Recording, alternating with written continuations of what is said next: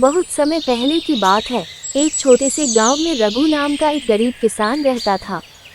वह बहुत ही ईमानदार और मेहनती था, लेकिन कितनी भी मेहनत करता, उसकी फसल कभी अच्छी नहीं होती।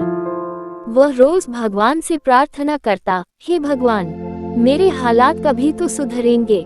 एक दिन खेत में हल चलाते समय रघु का हल किसी कठोर चीज से टकराया।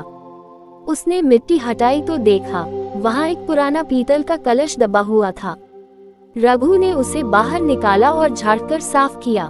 जैसे ही उसने कलश का ढक्कन खोला, उसमें से तेज रोशनी निकली और एक सुंदर देवी प्रकट हुई। देवी बोली, हे किसान, मैं इस कलश की रक्षक कलश देवी हूँ।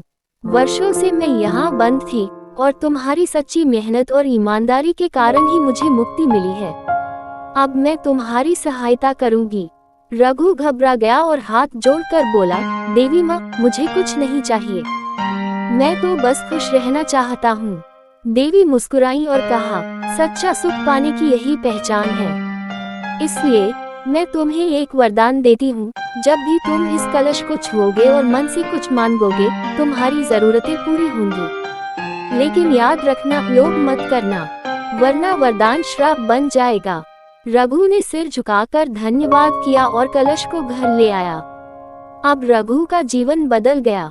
जब भी उसके घर में खाने की कमी होती, वह कलश से थोड़े चावल मांगता और चावल प्रकट हो जाते। जब वह बीमार पड़ते, वह कलश से औषधि मांगता और दवा मिल जाती। धीरे धीरे उसके खेत हरे भरे हो गए, फसल अच्छी होने लगी और उसका जीवन सुकून भरा हो गया। लेकिन उसने कभी कलश का दुरुपयोग नहीं किया। गांव वाले उसकी तरक्की देखकर हैरान थे। एक दिन एक लालची जमींदार ने रघु के घर में चोरी से घुसकर कलश चुराने की कोशिश की। जैसे ही उसने कलश को छुआ, कलश में से तेज आग निकली और उसे दूर फेंक दिया। उसी समय देवी फिर प्रकट हुई और बोली, ये कलश केवल उस व्यक्ति के लिए है जिसके दिल में ईमानदारी, संतोष और मेहनत हो। रघु ने कलश को गांव के मंदिर में रखवा दिया ताकि सबकी जरूरतें पूरी हो सके। अब गांव में कोई भूखा नहीं रहता था। देवी भी हर पूर्णिमा को मंदिर में प्रकट होती और सबको आशीर्वाद देती।